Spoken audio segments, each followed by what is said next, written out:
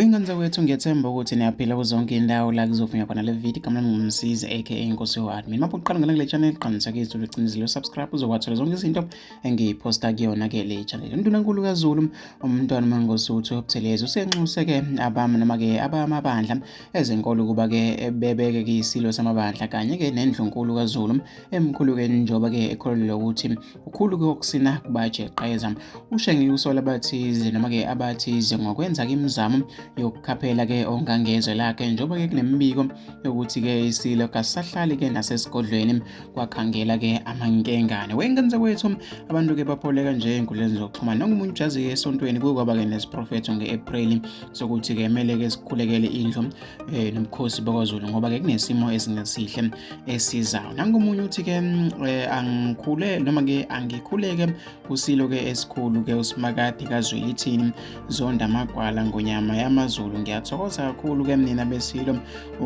noma ke ukuthola ke ithuba wakhuluma ke into engithanda ukuthi ngingayiboni kahle la wengane zakwethu. Hayi ke mina sengifisa ukuthi ngizuvo lakho nombono ukuthi wena ucabangani ke ngaladaba. Hlangapha ku comment section.